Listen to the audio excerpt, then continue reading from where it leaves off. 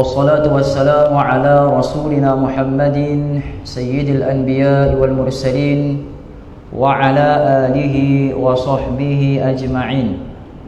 سبحانك لا علم لنا إلا ما علمتنا إنك أنت العليم الحكيم. رب اشرح لنا صدورنا ويسر لنا أمورنا واحلل عقدة من ألسنتنا يفقه أقوالنا. نوينا التعلم والتعليم والتذكر والتذكير والنفع والانتفاع والإفادة والاستفادة والدعاء إلى الهدى والدعوة على الخير والحث على التمسك بكتاب الله وسنة رسوله صلى الله عليه وسلم ولا حول ولا قوة إلا بالله العلي العظيم. وبعد، السلام عليكم ورحمة الله وبركاته. Alhamdulillah, hadirin hadirat yang dimuliakan oleh Allah Subhanahu wa taala.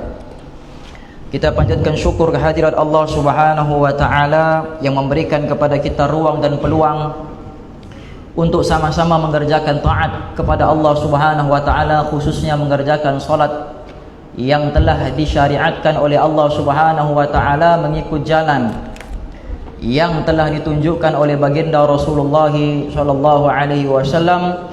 Baginda sallallahu alaihi wasallam bersabda, "Man shallal bardaini dakhalal jannah." Barang siapa yang melakukan salat di dua waktu sejuk, nescaya dia akan masuk ke dalam syurganya Allah Subhanahu wa taala. Dua waktu sejuk yang dimaksudkan di sini adalah salat subuh dan juga salat asar. Jadi moga-moga kita semua tergolong dalam golongan orang-orang yang dimasukkan oleh Allah Subhanahu wa taala ke dalam syurga Allah Subhanahu wa taala. Amin, Allahumma amin.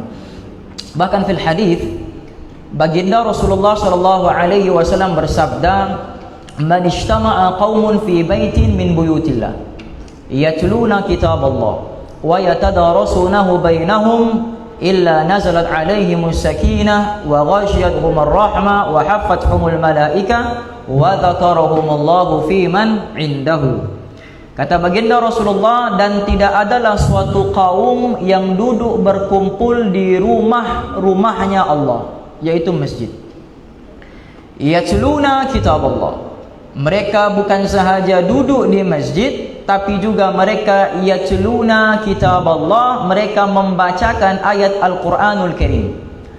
Sama ada membaca satu ayat, dua ayat, tiga ayat, yang penting ada ayat daripada Al-Quranul Karim yang dibaca. Yang ketiga, wa yatadarasunahu bainahum. Ayat yang dibaca itu digaji dia punya makna, dikaji maknanya, didalami apa pengertiannya, dihayati maknanya dengan makna tadabbur, yaitu mendalami ayatnya. Bukan sekadar memahami terjemahannya, tetapi memahami tafsirannya. Kalau ada tiga syarat ini, maka disebutkan di dalam hadis Allah akan berikan kepada mereka empat perkara. Yang pertama, nazalat alaihimus sakinah, akan diberikan kepada mereka ketenangan jiwa. Kata para ulama hadis, ketenangan jiwa di sini bukan sahaja di dunia, tapi ketenangan jiwa yang akan diberikan nanti di hari akhirat dalam keadaan huru hara mahsyar, yang mana pada ketika itu manusia tidak tentu hala, tapi ada orang yang diberikan ketenangan oleh Allah, yaitu orang yang duduk berzikir di rumah Allah. Yang kedua, wa ghasyiyatuhumur rahmah, Allah akan limpahkan kepada mereka itu rahmat, yaitu kasih sayang daripada Allah Subhanahu wa taala. Bahkan dalam hadis qudsi Allah berfirman, wajabat mahabbati lil mutajalisina fiyya. Wajiblah kasih sayang aku, kata Allah, bagi orang yang duduk berkumpul kerana aku. Jadi berkumpulnya kita pagi ini niatkan kerana Allah, supaya wajib ke atas kita mendapat kasih sayangnya Allah. Orang yang sudah dapat kasih sayangnya Allah, berarti dia telah menggenggam syurganya Allah Subhanahu wa ta'ala. Kerana untuk masuk ke dalam syurga, dia perlukan satu kunci, yaitu rahmat daripada Allah. Bukan kerana amalan, tapi kerana rahmat, cinta, kasih sayang daripada Allah Subhanahu wa ta'ala. Yang ketiga, nazalan alaihimus sakinah wa ghashiyatuhum rahmah wa haffathumul malaika. Para malaikat akan duduk bersama-sama dengan mereka dan menaungi sayapnya untuk ridha kepada orang yang duduk di rumah Allah dalam keadaan berzikir kepada Allah. Mereka yang sentiasa dinaungi oleh para malaikat, yang sentiasa duduk bersama para malaikat, maka Allah akan bagi sifat para malaikat kepada mereka. Walaupun mereka bukan malaikat, walaupun mereka manusia, tapi kerana sentiasa duduk di majlisnya para malaikat, sifat para malaikat itu akan diberikan kepada mereka. Apa sifat para malaikat? Sami'na wa ata'na la ya'suna Allah ma amarahum wa yaf'aluna ma yu'marun. Dalam Al-Quran Al-Karim Allah berfirman, malaikatun ghiladun syidadun la ya'sunallah. Sifat malaikat yang pertama, la ya'sunallah, mereka tidak pernah memaksiati Allah, tidak pernah ingkar perintah Allah, tidak pernah langgar perintah daripada Allah Subhanahu wa taala, wa yaf'aluna ma yu'marun, dan mereka sentiasa mengerjakan apa yang telah diperintahkan oleh Allah tanpa melewatkan walau satu saat sekalipun. Itu sifatnya malaikat. Tidak ada penangguhan di dalam melaksanakan amal di sisi para malaikat. Maka sebagai itu orang yang sentiasa duduk dalam majlis-majlis ilmu, sifat para malaikat itu Allah akan transfer, Allah akan beri kepada mereka yang selalu duduk dalam majlisnya para malaikat. Dan yang keempat, kata baginda Rasulullah, yaitu wa dzakarahumullahu fi man indah, orang yang sentiasa duduk dalam majlis ilmu di dunia, Allah akan sebut nama mereka di hadapan para malaikat yang mulia sebagai tanda ihtiram, sebagai tanda memuliakan orang yang duduk di dalam rumah daripada rumah-rumahnya Allah Subhanahu wa taala. Tapi 4 ganjaran ini tidak akan diperolehi melainkan kita buat 3 syarat yang pertama tadi. Apa 3 syarat yang pertama tadi? Yang pertama, duduk di rumah Allah. Yang kedua, baca 1 ayat Al-Quranul Karim. Yang ketiga, kita cuba fahami makna ayat daripada ayat yang sudah kita bacakan tadi. Dan syarat yang pertama kita sudah penuhi, yaitu duduk di rumah Allah Subhanahu wa taala. Jadi kita pada hari ini mau mengambil peluang daripada hadis yang disebutkan tadi dengan memenuhi 2 syarat lagi, yaitu baca 1 ayat Al-Quranul Karim dan kita sama-sama gali makna dia. Kita sama-sama cari apa makna daripada ayat Al-Quran tersebut, supaya kita tidak tergolong dalam golongan orang yang disebutkan dalam Al-Quranul Karim, afala yatadabbarunal Quran am ala qulubin aghfaluha. Adakah kamu tidak tadabbur ayat-ayat aku? Adakah kamu tidak berusaha memahami ayat-ayat aku? Kerana hati-hati kamu telah terkunci dan juga tertutup kerana tidak mahu memahami ayat-ayat aku. Jadi kita baca 1 ayat dan kita cuba fahami maknanya, insya-Allah moga-moga Allah buka pintu hati kita yang terkunci dan dibukakan juga syurga Allah Subhanahu wa taala kepada diri kita. Amin Allahumma amin.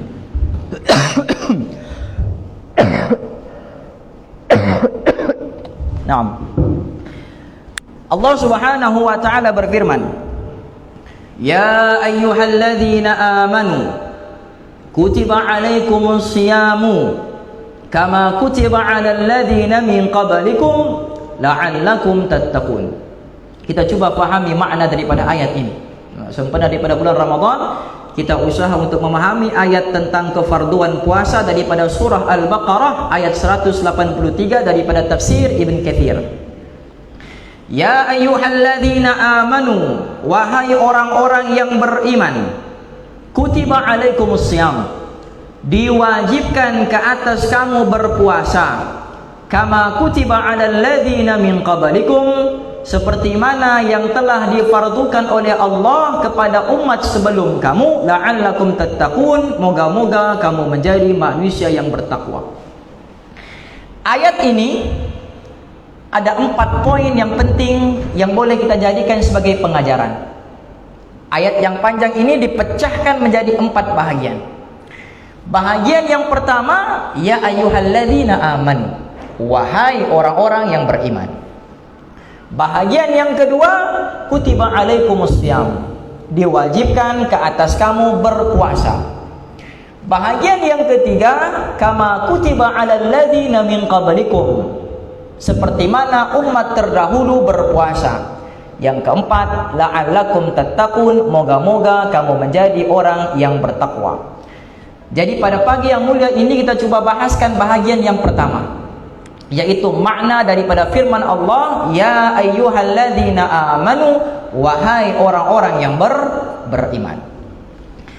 Ayat ini diturunkan oleh Allah Subhanahu wa taala di bumi Madinah Al-Munawwarah. Kebiasaannya ayat yang dimulakan dengan perkataan ya ayyuhalladzina amanu, wahai orang-orang yang beriman, secara umumnya itu kesemuanya diturunkan di Madinah. Sedangkan ayat yang dimulakan dengan ya ayyuhan nas, ya ayyuhan nas, ya ayyuhan nas, itu diturunkan di bumi Makkah Al-Mukarramah ketika baginda sallallahu alaihi wasallam menyampaikan dakwah selama 13 tahun di bumi Makkah. Ya ayyuhan nas kebiasaannya diturunkan di Mekah. Contohnya Allah berfirman, ya ayyuhan nasu inna khalaqnakum min dzakarin aw untha wa ja'alnakum syu'uban wa qabaila lita'arafu. Wahai manusia, kami jadikan kamu itu berpasang-pasangan, kami jadikan kamu itu berpuak-puak, lain bangsa, lain latar belakang, lain kehidupan, dita'arafu, untuk kamu saling berkenalan di antara satu dengan yang lain. Contoh lain juga Allah berfirman, ya ayyuhan nas ittaqu rabbakum alladzi khalaqakum min nafsin wahidah wa khalaqa minha zawjaha wa batha minhuma rijalan katsiran wa nisaa wattaqullaha alladzi tasaaluna bihi wal arham innallaha kana 'alaikum raqiba. Itu contoh perkataan ya ayyuhan nas diturunkan oleh Allah di bumi Makkah.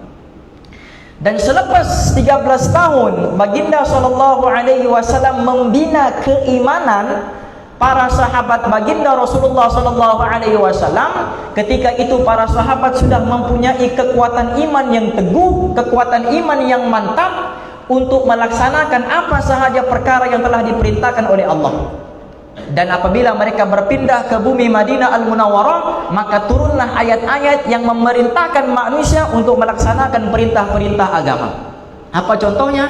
Ayat yang kita bacakan ini berkenaan dengan puasa, ya ayyuhalladzina amanu, diturunkan oleh Allah Subhanahu wa taala di bumi Madinah khusus kepada para sahabat pada ketika itu. Jadi ayat ini diturunkan kepada para sahabat. Adakah kita juga termasuk di dalam suruhan pada ayat ini, walaupun pada asalnya ayat ini bukan diturunkan kepada kita? Jawabannya iya.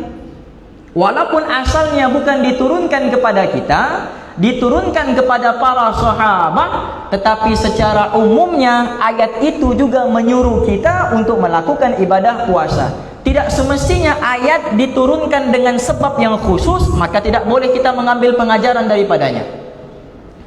Sebagai contoh, dalam Al-Quranul Karim Allah berfirman, wala tulku bi aidikum ila tahlukah. Jangan kamu campakkan diri kamu ke dalam kebinasaan. Jangan kamu campakkan diri kamu ke dalam kemudaratan. Jangan kamu campakkan diri kamu ke dalam kecelakaan. Ayat itu diturunkan sebab apa? Ayat itu diturunkan oleh Allah karena ada seorang sahabat Nabi yang sedang berjuang di jalan Allah, yang sedang keluar berdakwah di jalan Allah, berjihad di jalan Allah, tiba-tiba minta kepada Rasulullah untuk pulang ke rumah sebab mau tengok hasil tanamannya, sebab mau tengok kebunnya. Kebunnya sudah mengeluarkan buah yang masak, tanamannya sudah mengeluarkan buah yang elok. Jadi sayang kalau dia tidak melihat hasil tanamannya, dan dia minta kepada Rasulullah supaya pulang ke rumah untuk melihat hasil tanamannya. Sedangkan dia berada di tempat yang lebih baik lagi daripada kebunnya, yaitu di jalannya Allah. Maka dia pun minta kepada Rasulullah untuk pulang. Maka turunlah ayat ini, wala tulqu bi aidikum ila tahluka. Jangan kamu campakkan diri kamu ke dalam kebinasaan. Kamu sudah berada di tempat yang lebih baik daripada kebun kamu, yaitu jalannya Allah Subhanahu wa taala, yang mana kalau kamu mati, kebun-kebun surga akan menjadi milik-milik kamu. Maka turun ayat tadi, Wala tulku bi aidikum ila tahluka, jangan kamu campakkan diri kamu ke dalam kebinasaan. Tetapi ramai juga di antara kita yang menggunakan ayat itu untuk apa? Untuk mengharamkan perbuatan merokok. Betul tidak? Wala tulku bi aidikum ila tahluka, jangan kamu campakkan diri kamu ke dalam kebinasaan. Maka janganlah merokok. Dia guna ayat Quran itu. Bolehkah menggunakan ayat Quran itu sedangkan asal tujuan, asal penurunan ayat itu bukan disebabkan merokok? Jawabannya boleh. Karena kaedah fiqh ataupun kaedah tafsir mengatakan al-ibratu bi'umumil lafzi la bil khususi sababi. Pengajaran daripada ayat diambil daripada umumnya ayat, bukan karena pengkhususan diturunkan. Kenapa ayat itu diturunkan? Keluar iklan di TV 3 ataupun di TV kita, orang merempit, kan? Anak-anak muda merempit, kemudian lepas larangan jangan merempit apa semua, dikeluarkan ayat Quran, wala tulqu bi aidikum ila tahluka, jangan kamu campakkan diri kamu ke dalam kebinasaan. Bolehkah digunakan ayat itu untuk mengharamkan perbuatan merempit? Jawabannya boleh. Walaupun ayat itu bukan diturunkan untuk merempit, tapi maknanya sampai kepada perbuatan tersebut, maka digunakan ayat tadi untuk mengharamkan perbuatan-perbuatan yang boleh membinasakan diri sendiri ataupun membinasakan orang lain. Maka begitu juga dengan ayat ini. Asalnya ayat ini diturunkan di Madinah untuk para sahabat, tetapi kita juga termasuk dalam golongan orang-orang yang beriman, maka ibrah, pengajaran daripada ayat ini juga perlu diambil perhatian daripada kita. Naam. Ayat ini memberi makna kepada kita, ya ayyuhalladzina amanu, wahai orang-orang yang merasakan dirinya beriman. Iman itu bukan hanya sekadar disebutkan di lisan, tetapi iman mestilah dibuktikan dengan perbuatan. Kalau iman hanya sekadar di lisan ataupun hanya sekadar di hati, tidak dibuktikan dan tidak diterjemahkan dengan perbuatan, maka imannya itu tidak akan diiktiraf oleh Allah Subhanahu wa ta'ala. Orang-orang Arab di zaman baginda Rasulullah, mereka mengatakan kepada baginda Rasulullah, wa qalatil a'rabu amanna, wahai Rasulullah, kami telah beriman. Mereka mengaku diri mereka beriman. Di mana mereka akui iman mereka? Di lisan. Mereka katakan kepada Rasulullah, kami telah beriman. Iman mereka di mana? Lisan. Maka turun ayat Al-Quranul Karim, jawaban kepada mereka. Allah kata, kul lam tu'minu, katakan kepada mereka, wahai Muhammad, mereka belum beriman. Jadi maknanya iman itu boleh dilihat daripada keadaan fisikal seseorang.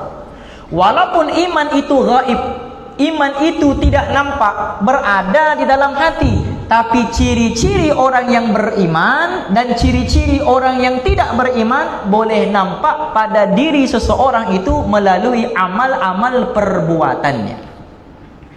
Dalam Al-Quranul Karim Allah berfirman, innamal mu'minuna alladzina idza dzukirallah wajilat qulubuhum wa idza tuliyat alaihim ayatuhu zadathum imanan.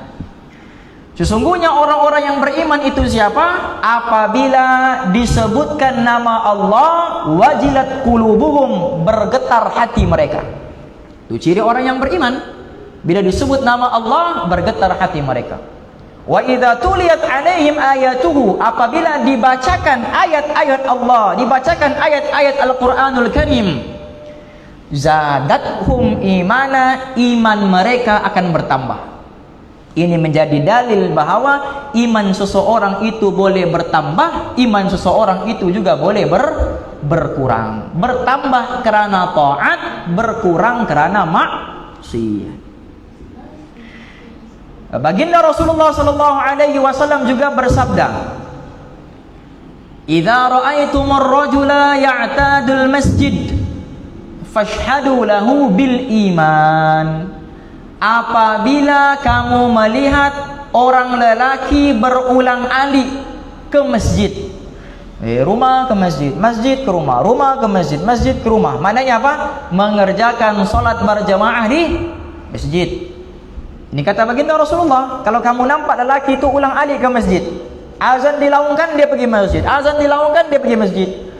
Kata baginda Rasulullah, fashhadu lahu bil iman, kamu saksikanlah itulah orang yang beriman. Jadi iman ini walaupun di dalam hati tidak nampak secara hakikat, tetapi boleh dilihat hasil daripada perbuatan seseorang itu. Apa contoh lain mau lihat orang itu beriman ataupun tidak, ataupun kita mau lihat diri kita ini beriman ataupun tidak? Fil hadis, dalam hadis yang lain baginda bersabda, "Idza sarratka hasanatuka wa sa'atka sayyi'atuka fa anta mu'min." Kalau kamu gembira dengan amal kebaikan yang kamu lakukan, seronok dengan amal soleh yang kamu buat, dan kamu benci dengan maksiat yang kamu lakukan, menyesal, sedih, kecewa dengan perbuatan buruk yang kamu lakukan, fa anta mu'min, kamu masih beriman, kata baginda Rasulullah. Jadi kalau kita buat baik, rasa seronok, rasa gembira, rasa syok, rasa nikmat dalam melakukan kebaikan, masih ada tanda-tanda keimanan. Kalau rasa sedih dengan maksiat, walaupun buat maksiat tapi ada perasaan sedih setelah melakukan maksiat, masih orang yang beriman.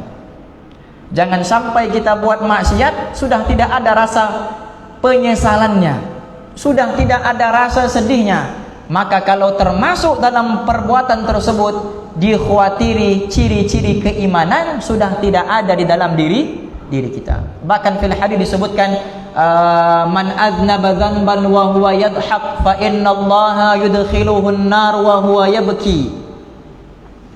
Barang siapa yang melakukan dosa, man aznaba dzanban wa huwa yadhhak, barang siapa yang berbuat dosa dan dia gembira dengan dosa yang dia buat, seronok dengan dosa yang dia buat, bahkan rancang lagi mau buat dosa apa lagi. Tidak jadi dosanya yang pertama, plan yang kedua mau buat dosa ini pula, plan yang ketiga mau buat dosa ini pula. Gembira dia buat dosa, seronok buat dosa. Kata baginda, fa innallaha yudkhiluhan nar wa huwa yabki. Allah akan campakkan mereka ke dalam neraka dalam keadaan mereka menangis. Wa man ata'a wa huwa yabki. Siapa yang taat kepada Allah dalam keadaan dia menangis, dia taat perintah Allah dalam keadaan dia menghayati amal ibadahnya, fa innallaha yudkhiluhul jannah wa huwa yadhhak. Allah akan masukkan dia ke dalam syurga dalam keadaan dia berketawa. Ini ciri orang yang beriman.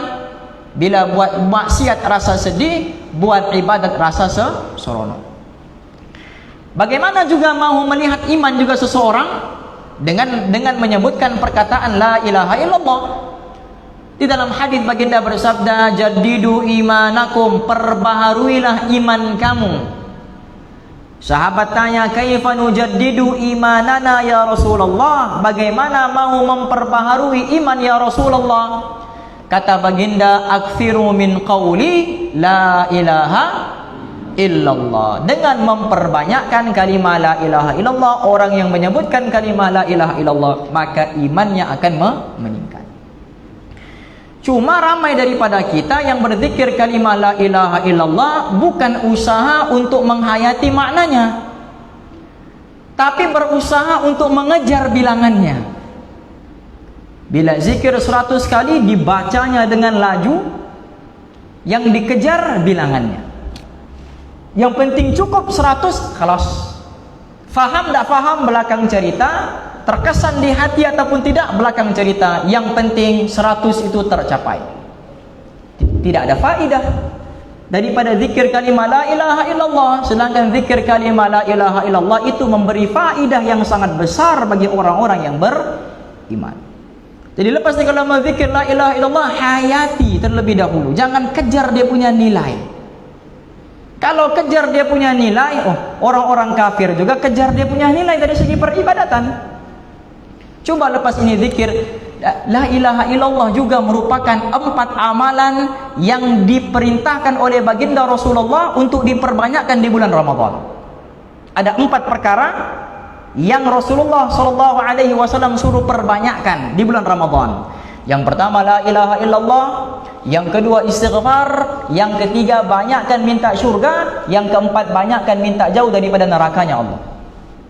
La ilaha illallah baca. Zikir biasa kita zikir la ilaha illallah, la ilaha illallah, la ilaha illallah, la ilaha illallah. Bagus, tidak menjadi masalah. Tetapi seeloknya dibaca supaya menghadirkan maknanya di dalam hati kita. Biasa kalau para habaib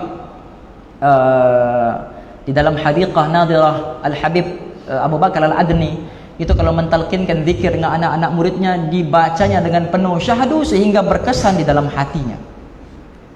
Menzikirkan kalimah la ilaha illallah dengan cara la ilaha illallah, la ilaha illallah, la ilaha illallah, la ilaha illallah, la ilaha illallah, la ilaha illallah, la ilaha illallah, la ilaha illallah, la ilaha illallah, la ilaha illallah, la ilaha illallah, la ilaha illallah. Zikir begitu dengan zikir la ilaha illallah, la ilaha illallah, la ilaha illallah, mana yang lebih memberi kesan? Yang pertama ataupun yang kedua? Secara jujur, yang pertama atau kedua? Yang pertama, karena apa? Dibaca dengan penuh penghayatan sehingga menimbulkan kesan di dalam hati. Biar lambat, yang penting sampai. Sampai ke mana? Bukan sampai pada tasbih yang terakhir, sampai pada hati. Memberi kesan kepada hatinya sehingga zikir la ilaha illallah itu boleh mengubah dirinya menjadi insan yang lebih baik. Jangan main-main dengan kalimat la ilaha illallah. Kata baginda Rasulullah, idza qala al-'abdu la ilaha illallah ihtazza dzalika al-'amudu baina yadayil 'arsy. Apabila seseorang hamba mengucapkan kalimah la ilaha illallah, ada satu tiang yang diperbuat daripada cahaya, tiang itu berada di hadapan arasnya Allah. Kalau orang sebut la ilaha illallah, tiang itu akan bergoncang dengan kuat. Tiang itu akan bergegar. Kuatnya goncangan tiang tadi menggegarkan arasnya Allah. Maka Allah perintahkan kepada tiang itu untuk berhenti.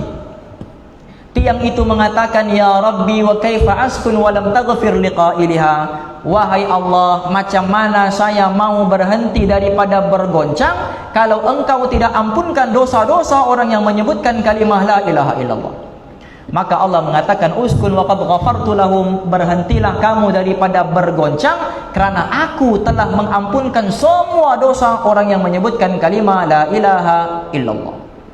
Jadi kalau dihayati maknanya, dibaca dengan penuh sopan, dibaca dengan penuh ta'addub kepada Allah, maka akan memberikan kesan bukan setakat kepada diri, tapi juga di dalam buku amalannya, dosa-dosanya juga akan diampunkan, dihapuskan oleh Allah Subhanahu wa ta'ala. Jadi hadis ini di dalam 2-3 hadis yang kita bacakan tadi memberi makna kepada kita bahawa iman seseorang itu boleh bertambah dan juga boleh berkurang. Dan iman seseorang juga mempunyai beberapa tahap. Manusia kita yang beriman kepada Allah, iman manusia ini mempunyai beberapa tahap. Golongan yang pertama sekali disebut sebagai muslim, orang Islam. Orang Islam biasa yang belum sampai kepada tahap beriman. Namanya Islam, agamanya Islam, tapi tuntutan-tuntutan agama masih belum dapat disempurnakan. Maka itu dipanggil orang Islam. Belum dipanggil orang yang beriman. Karena orang yang beriman itu ialah orang yang melaksanakan perintah daripada Allah. Kata Sayyidina Hasan Al-Basri, laisal iman bitamanni, walakinnal iman ma waqara fi qalbi wa saddaqahu al-amal.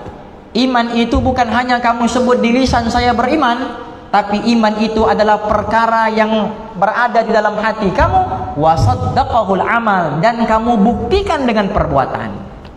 Jadi kalau sudah dibuktikan dengan perbuatan, barulah dia jadi orang yang beriman. Tapi kalau sekadar Islam tapi tidak melaksanakan tuntutan syariat daripada agama, maka belum jadi orang yang beriman, tapi jadi orang Islam sahaja. Seperti mana orang Arab tadi, dia mengaku beriman, maka kata Allah, kullam tu'minu walakin qulu aslamna. Bagi tahu mereka, wahai Muhammad, mereka belum beriman, tapi katakanlah kami baru memeluk Islam. Jadi golongan yang pertama adalah Muslim. Apa ciri-ciri orang yang Muslim? Kata baginda Rasulullah, al-muslimu man salimal muslimuna min lisanihi wa yadihi. Orang Islam itu ciri-cirinya ialah orang yang selamat lidah dan tangannya, lisan dan perbuatannya daripada menyakiti hati orang lain. Itu sifat orang Islam, itu sifat orang Muslim. Lisannya tidak sakiti hati orang, tangannya tidak sakiti jasad orang, tidak menyakiti marwah orang, tidak menjatuhkan marwah orang, maka dia orang yang Muslim. Tapi kalau lisan kita masih suka sakiti hati orang, masih suka mengumpat orang, masih suka menfitnah orang, belum ada ciri-ciri keislaman dalam dirinya, walaupun dia taat perintah Allah. Karena orang yang Islam itu, kata baginda Rasulullah, yang selamat lisan dan perbuatannya daripada mencabuli hak orang Islam yang lainnya. Sama ada mencabuli hak daripada hartanya, daripada nyawanya, daripada maruahnya, dijaga perbuatan tersebut daripada menyakiti hati sesama muslim. Bila dia sudah mampu melaksanakan perbuatan perintah-perintah Allah dan mampu melaksanakan, menjaga dirinya daripada perbuatan yang dilarang oleh Allah, barulah dia akan naik level yang seterusnya daripada Muslim menjadi mukmin. Pada mukmin, orang yang beriman. Baginda Rasulullah suatu ketika bertanya kepada satu orang sahabat bernama Sayyidina Harithah. Nabi tanya, "Kaifa asbahta ya Harithah?" Apa kabar kamu di pagi ini wahai Harithah? Sayyidina Harithah mengatakan, "Asbahtu mu'minan billah." Pada pagi ini saya beriman kepada Allah. Jadi kata baginda Rasulullah, kullu syai'in haqiqah, mal haqiqah imanuka. Setiap segala sesuatu ada hakikatnya, ada buktinya. Apa bukti kamu beriman kepada Allah? Dan Nabi tanya kepada sahabat, jadi apa bukti kamu beriman kepada Allah? Tengok apa jawaban Sayyidina Harithah. Dia mengatakan bahawa wa faka'anni anzuru ila arsyir rahmani barizah. Wa ka'anni anzuru ila ahli jannati fil jannati yatana'amun. Wa ka'anni anzuru ila ahli nari fil nari yatakharrasun. Dia kata, sekarang ini saya melihat arasnya Allah di hadapan mata saya. Aras Allah yang gaib, yang tidak dilihat oleh mata manusia, dia boleh nampak. Dan sekarang ini juga saya melihat ahli syurga di dalam syurga sedang menikmati keindahan syurga. 3 benda dia tengok. Syurga, ahli syurga, nikmat dalam syurga. Sedangkan dia belum mati. Dia masih hidup di dunia, tetapi sudah melihat perkara yang Allah berikan kepada orang yang sudah mati. Ini tahap keimanan para sahabat, bukti keimanan mereka. Dan saya juga melihat ahli neraka di dalam neraka sedang disakiti fizikal mereka karena azab daripada Allah Subhanahu wa taala. Melihat neraka, melihat ahli neraka, melihat azab di dalam neraka. Bukankah mereka masih hidup? Ya, masih hidup. Tapi iman mereka membawa kepada musyahadah, benda yang gaib nampak di hadapan mata. Ini hakikat iman. Hakikat iman. Itu golongan yang kedua dipanggil mukmin, orang yang taat kepada perintah Allah. Dan setelah dia berjaya melakukan perintah-perintah Allah dan meninggalkan larangan-larangan Allah, maka dia akan naik level yang ketiga yang namanya muhsin. Apa dia muhsin? Orang yang melakukan ibadah dengan cara yang paling terbaik. Salat itu tanda orang beriman.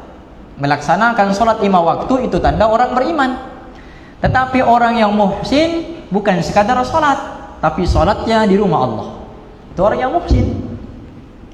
Sudah berjaya solat di rumah Allah, kebiasaannya dia datang selepas azan. Orang yang muhsin sebelum azan sudah ada di masjid. Dia memperelokkan ibadahnya, itu namanya muhsin. Dalam Al-Quran Al-Karim Allah berfirman, alladzi khalaqal mauta wal hayata liyabluwakum ayyukum ahsanu amala. Untuk menguji kamu siapa di antara kamu yang paling terbaik amalannya. Maka setiap amalan yang dia lakukan, dia buat yang paling terbaik. Kalau zikirnya, dia zikir yang paling terbaik. Kalau baca Quran, dia buat bacaan Quran yang paling terbaik. Bukan sekadar baca, tapi difahami maknanya. Dibaca terjemahannya sekali. Untuk dia memahami hakikat daripada ayat-ayatnya Allah. Itu dia panggil muhsin. Bahkan dalam Quran disebut, innallaha lama'al muhsinin. Allah akan sentiasa bersama orang-orang yang muhsin. Siapa dia orang yang muhsin? Orang yang buat baik dan ajak orang lain untuk buat kebaikan. Itu orang yang muhsin. Sudah berjaya naik ke level muhsin, maka dia akan naik satu lagi level yang keempat, dipanggil mukhlis, orang yang ikhlas. Karena belum tentu orang yang melakukan ibadah yang terbaik itu ikhlas. Kita sholat di masjid, Allahu Akbar, kemudian ada orang masuk masjid. Orang masuk masjid, kita pun, ada orang masuk masjid, kita pun perelokkan sembahyang kita. Rukuknya jadi lama, sujudnya jadi lama. Sebab apa? Sebab ada orang tengok dia. Jadi dia perelokkan sembahyangnya bukan karena Allah. Dia perelokkan sembahyangnya sebab ada orang tengok dia, dan dia mau orang itu puji sembahyangnya. Maka dia pun perelokkan dia punya sembahyang, lamakan dia punya sujud. Ataupun kita baca Quran di masjid, kita baca pelahan. Bismillahirrahmanirrahim. Alhamdulillahirabbil alamin arrahmanirrahim. Bismillahirrahmanirrahim. Iqra bismi rabbikal ladzi. Tiba-tiba ada orang masuk masjid, kita pun terus bertarannum. Supaya apa? Supaya orang kata sedap suaranya, supaya orang kata hebat bacaannya, supaya orang kata bagus merdu dia punya tarannum. Dia buat bukan karena Allah, buatnya karena manusia. Bacaannya bacaan yang terbaik, tapi belum ada mukhlis, belum ada ikhlas. Quran menyebutkan innama ya'muru mukhlisina lahuddin. Sesungguhnya aku perintahkan kamu untuk melaksanakan amal-amal ibadah mukhlisina lahuddin, supaya kamu ikhlas semata-mata untuk Allah. Ya kan, mukhlis. Bila mukhlis, barulah akan naik level yang terakhir yang namanya muttaqin, yaitu orang yang bertakwa. Jadi ini level 5. Jadi kita cek di mana kita. Adakah di peringkat yang pertama masih muslim, terumbang-ambing di antara dosa, maksiat, ibadat dan juga dosa dan juga pahala, ibadat dan juga maksiat? Ataupun sudah naik level yang kedua dipanggil mukmin? Ataupun sudah naik level yang ketiga dipanggil muhsin? Naik level yang keempat dipanggil mukhlis? Ataupun sudah berada di kedudukan yang paling tertinggi, yaitu muttaqin? Dan itulah sebaik-baik bekalan takwa kepada Allah Subhanahu wa taala, seperti mana yang disebutkan oleh Allah di dalam Al-Qur'an Al-Karim. Ya ayyuhalladzina amanu taqullaha haqqa tuqatih. Wahai orang-orang yang beriman, bertakwalah kamu kepada Allah dengan sebenar-benar takwa. Jadi itu ayat yang berkenaan dengan ya ayyuhalladzina amanu. Dan insyaallah pada pertemuan kita pada akan datang, kita akan bahaskan pula pada poin yang kedua, yaitu kutiba alaikumusiyam, diwajibkan ke atas kamu berpuasa. Dan kita akan masuk peringkat yang ketiga, kama kutiba alal ladzina min qablikum. Seperti mana umat terdahulu berpuasa, dibahaskan bagaimana umat terdahulu berpuasa. Bagaimana cara umat terdahulu berpuasa? Adakah sama kita berpuasa dengan umat terdahulu berpuasa? Kita berpuasa sebulan, adakah umat terdahulu juga puasa sebulan? Ataupun bagaimana? Itu kita akan bahaskan pada pertemuan kita akan datang. Moga-moga Allah Subhanahu wa taala bagi taufik kepada kita untuk sama-sama kita ambil iktibar, kita amalkan dan kita sampaikan. نوينا التعلم والتعليم والتذكر والتذكير والنفع والانتفاع والإفادة والاستفادة والدعاء إلى الهدى والدعوة على الخير والحث على التمسك بكتاب الله وسنة رسوله صلى الله عليه وسلم ولا حول ولا قوة إلا بالله العلي العظيم. اللهم ارزقنا رؤية النبي المصطفى صلى الله عليه وسلم في الدنيا والآخرة وخصوصا في هذه الليلة في منامنا. Ya Allah, kurniakanlah kami untuk melihat wajah kekasihmu Nabi Muhammad sallallahu alaihi wasallam di dunia dan juga di hari akhirat, khususnya pada malam ini dalam mimpi-mimpi kami. khususnya pada malam ini dalam mimpi-mimpi kami, khususnya pada malam ini dalam mimpi-mimpi kami. Rabbana atina fid dunya hasanah wa fil akhirati hasanah wa qina adzabannar. Wa sallallahu tabaraka wa ta'ala ala khairi khalqihi sayyidina Muhammad. Subhana rabbika rabbil izzati amma yasifuna wa salamun alal mursalin walhamdulillahi rabbil alamin. Amin Allahumma amin. Hadza wa billahi taufiq. Assalamualaikum warahmatullahi wabarakatuh.